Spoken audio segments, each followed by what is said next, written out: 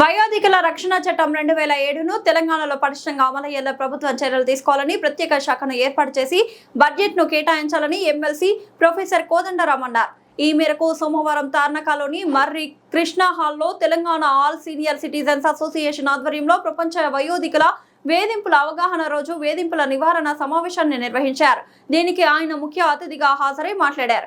ఆరోగ్య రంగంలో వచ్చిన విప్లవాల కారణంగా కుటుంబ నియంత్రణ పాటించడం వలన సీనియర్ సిటిజన్స్ సంఖ్య పెరుగుతుందన్నారు. కాగా వారిపై ఓ రకమైన వివక్ష దాడులు కొనసాగుతున్నాయన్నారు. దీంతో ఇలాంటి వాటిని నివారించాలని ఐక్యరాజ్య సమితి ప్రత్యేకంగా వయోధికుల వేధింపుల అవగాహన రోజును ప్రకటించిందన్నారు. తద్వారా సీనియర్ సిటిజన్స్ నిర్లక్ష్యానికి గురైతే ట్రిబ్యునల్ కు వెళ్లి న్యాయం పొందవచ్చునన్నారు. వయోధికుల పట్ల గౌరవం పెరిగేలా ప్రభుత్వం అన్ని రకాలైన చర్యలు తీసుకోవాలన్నారు. ఈ కార్యక్రమంలో justice Chandrakumar, professor మాసన Chennappa, association అధ్యక్షుడు పి నరసింహారావు, ప్రధాన కార్యదర్శి సత్యనారాయణ చౌదరి, వివిధ జిల్లాల నుంచి వయోధిక అసోసియేషన్ అధ్యక్ష కార్యదర్శులు పాల్గొన్నారు.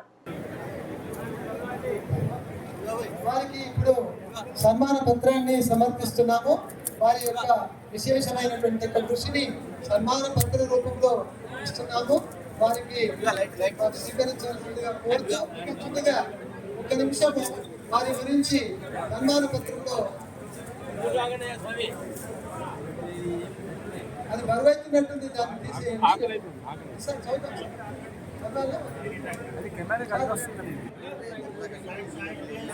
సన్మాన పత్రాన్ని ఆవిష్కరిస్తున్నారు. ఉన్నత విద్యావేత్త, అసాధారణ మేధావి, మృదుభాషి, నిరంతర చైతన్యమూర్తుడు, అందరి వాడు, ఉన్నత వ్యక్తిత్వం గల మానవతావాది, దేశభక్తుడు, సామాజిక. ఒకసారి చదువుతూ ఉంటే ఈరోజు పేపర్లు చూశాడు, ఒక వార్త వచ్చింది. ఆయన డాక్టర్ గారు,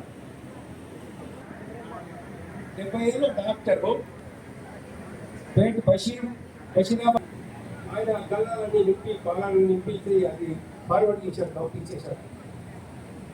వాళ్ళు చేసిస్తారు నీకు. అదే కాకుండా ఎప్పుడు పంపిస్తున్నారు అంటే డెలివరీ ఛార్జెస్ పంపించడం, కస్టమర్ ఛార్జెస్ పంపించడం,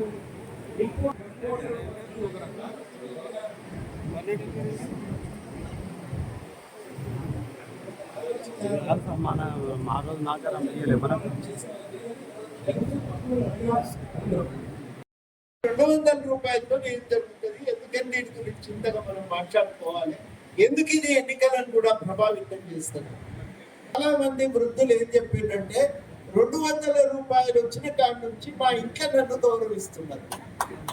200 రూపాయలే కానీ నెల తిండికి పోను, ఇంకా 10-20 మిగిలితే మనవనికో మనవరాలకో ఇన్ని పైసలు చేతులు పెట్టి ఆ శక్తి ఆమె ఉంది కాబట్టి ప్రతి ఒక్కరు ఆమెను గౌరవించారు. ఆ ముసలి అయినా కొట్టి పారేసినోళ్ళే ఇంట్లో తీసుకొచ్చి గౌరవంగా చూసుకోవటం మొదలుపెట్టింది. అంటే మనకంటూ కూడా కొంత ఆదాయ భద్రత అనేది ఉన్నప్పుడు తప్పకుండా ఆ గౌరవం పెరుగుతుంది, వివక్ష అనేది అంతమైపోతుంది. ఈ 200 రూపాయలు ఎట్లయితే గౌరవాన్ని పెంచినాయో అట్లాంటిదే మనం కూడా మనకున్న ఆస్తిపాస్తుల విషయంలో కూడా కొంత జాగ్రత్తగా ఉండాలి. ఆయన తల్లిదండ్రులు తొందరపడి అందరినీ వేరే ఇతరుల పిల్లల పేర్ల మీదకి రాసి పారేసి అయిపోయింది రామకృష్ణ అనుకోక ఇంకెందుకు అని అనుకుంటే అది కష్టమవుతుంది ఒక్కోసారి. ఈ జాగ్రత్తలు కూడా మనం పాటించాలి. చట్టంలో ఉన్నటువంటి అవకాశాలను కూడా మనం జాగ్రత్తగా ఉపయోగించుకోవాలి. ఇవన్నీ మనం చేయవలసిన అవసరం. ఆఖరిగా నేను చెప్పదలుచుకుంది ఏంటంటే, ఈ సమయంలో ఈ వయసులో మనమే ఒకరికి ఒకరు రక్ష, అంతకంటే ఇంకొకటి ఉండదని చెప్పి కూడా నేను గట్టిగా చెప్పదలిచిన. కలుద్దాము. కృష్ణారెడ్డి గారు ఏమంటారంటే, అక్కడనే 4 కామిక్స్ బుక్లో, స్టోరీ బుక్లో పెడితే సాయంకాలం పిల్లలు కూడా వస్తుంటారు.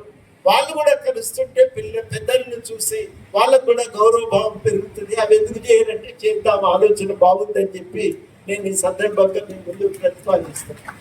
మనం కూడా వాళ్ళకు 4 మాటలు చెప్పొచ్చు.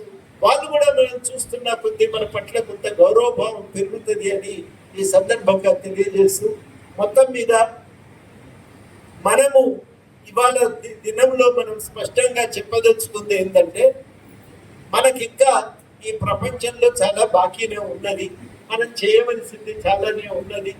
ఇంకా మనం ఈ ప్రపంచానికి ఉపయోగపడగలం అనేది వాళ్ళ నుంచి ఇక్కడ నుంచి ఒక సందేశం మనం తీసుకొని పోవాలి. మనం ఉపయోగపడగలం, మన పనికి అయిపోయినటువంటి చెత్త కాదు, మనం ఉపయోగపడగలిగే వాళ్ళం, సమాజానికి తోడ్పడగలిగే వాళ్ళం, ఈ సమాజ నిర్మాణంలో భాగస్వామ్యం కాగలిగిన వాళ్ళం.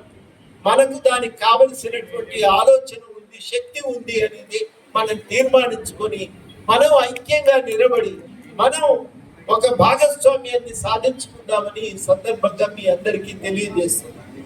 ఒక శక్తి, నేను తెలంగాణ ఉద్యమం నడుస్తున్నప్పుడు రిటైర్డ్ ఉద్యోగులందరూ పెట్టి అన్ని చోట్ల మీటింగులు పెడుతుంటే శక్తి మనం వీళ్ళని నెగ్లెక్ట్ చేయొద్దు, ప్రతి దగ్గర రిటైర్డ్ ఉద్యోగులను పిలవాలి అంటే ఎందువల్ల సాధ్యమైంది? ఒక గుంపుగా రిటైర్డ్ ఉద్యోగులు పనిచేస్తున్న కొద్దీ అందరికి అర్థమైంది వీళ్ళని మనం విస్మరించడానికి వీల్లేదు అని అన్ని కార్యక్రమాల్లో ముందు సీట్ వేసి కూర్చోబెట్టి వాళ్ళు వచ్చిందా లేదా తెలుసుకున్నాకనే కార్యక్రమాలు చేయడం మొదలుపెట్టింది. సాధ్యమవుతుంది, మన శక్తి పోయిందని మనం అనుకుంటాం, కానీ మనం గనక ఐక్యంగా నిలబడగలిగితే కాలనీల్లో మనము రాజకీయాలకు అతీతంగా మన సిద్ధాంతాలకు విశ్వాసాలకు అతీతంగా ఒకటిగా నిలబడగలిగితే మనం ఇప్పటికీ ఈ సమాజంలో ఒక శక్తి. యువత తగ్గిపోతున్నారు. మా చిన్నప్పుడు 2 లేక 3 అనేది ఇవాళనైతే 1 లేక 2 అని అంటున్నారు, ఒకటే అప్పటితోనే ఆపేస్తున్నారు.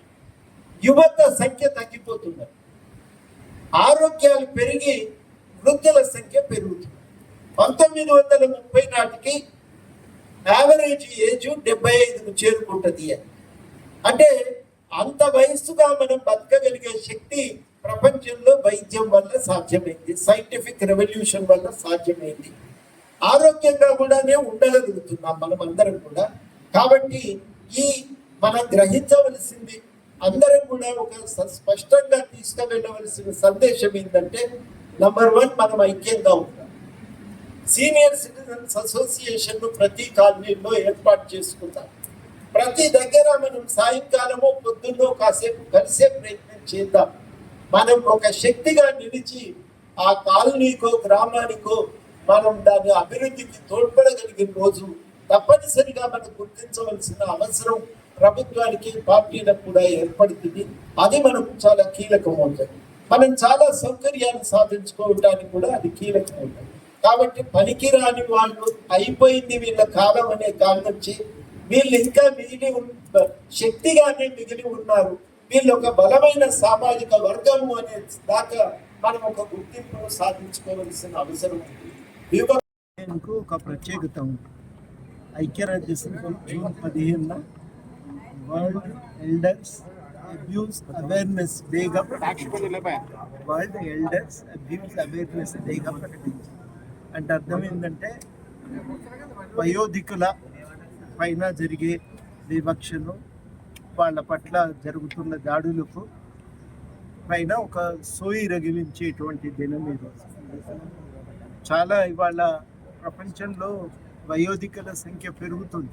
కుటుంబ నియంత్రణ పాటించడంతో ఇటు యువకుల సంఖ్య తగ్గి, అదేవిధంగా మరొక వైపు మనం చూస్తే ఆరోగ్య రంగంలో వచ్చిన విప్లవాల కారణంగా వయోధికుల సంఖ్య పెరుగుతుంది, సీనియర్ సిటిజన్స్ సంఖ్య పెరుగుతుంది.